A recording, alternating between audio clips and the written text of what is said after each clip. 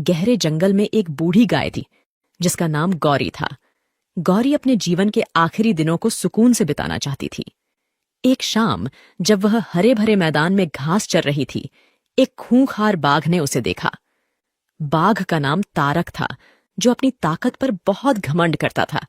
जैसे ही गौरी ने तारक को अपनी ओर बढ़ते देखा, वह डर के मारे इधर उधर भागने लगी। तारक भी उसका पीछा करने लगा। भागते भागते गौरी एक पुराने तालाब में जा पहुंची।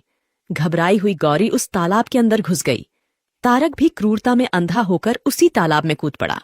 तब उन्होंने देखा कि वह तालाब बहुत गहरा नहीं था। उसमें पानी कम था और वह कीचड़ से भरा हुआ था। दोनों ही कीचड़ में फंस गए और वह कुछ नहीं कर पा रहे थे। गौरी उस कीचड़ के अंदर धीरे धीरे ढंसने लगी। तारक भी उसके पास होते हुए भी उसे पकड़ नहीं सका। वह भी धीरे धीरे कीचड़ के अंदर ढंसने लगा। दोनों ही करीब करीब गले तक उस कीचड़ के अंदर फंस गए। दोनों हिल भी नहीं पा रहे थे। गौरी के निकट होने के बावजूद तारक उसे पकड़ नहीं पा रहा था। गौरी ने शांत भाव से तारक से पूछा, क्या तुम्हारा कोई गुरु या मालिक है? तारक ने गुर्राते हुए कहा, मैं तो जंगल का राजा हूँ, मेरा कोई मालिक नहीं, मैं खुद ही जंगल का मालिक हूँ। लेकिन तुम्हारी उस शक्ति का यहाँ पर क्या उपयोग है? तुम भी तो फंस गई हो और मरने के करीब हो। तुम्हारी भी तो हालत मेरे जैसी ही है।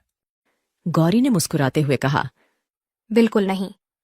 मेरा मालिक जब शाम को घर आएगा और मुझे वहां पर नहीं पाएगा, तो वह ढूंढते हुए यहाँ जरूर आएगा और मुझे इस कीचड़ से निकालकर अपने घर ले जाएगा। तुम्हें कौन ले जाएगा? थोड़ी ही देर में सच में ही एक आदमी उसे गौरी को ढूंढते हुए वहां आया और गौरी को कीचड़ से निकालकर अपने घर ले गया। जाते समय गौरी और उसका मालिक दोनों एक दूसरे की तरफ कृतज्ञतापूर्वक देख रहे थे। वे चाहते हुए भी उस बाघ को कीचड़ से नहीं निकाल सकते थे, क्योंकि उनकी जान के लिए वह खतरा था।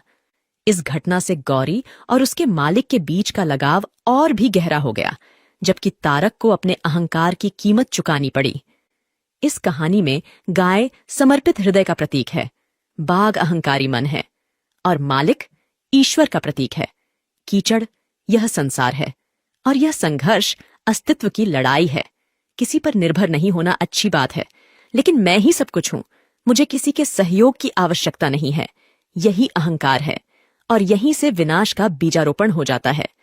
ईश्वर से बड़ा इस दुनिया में सच्चा हितैषी कोई नहीं होता, क्योंकि वही अनेक रूपों में हमारी रक्षा करता है।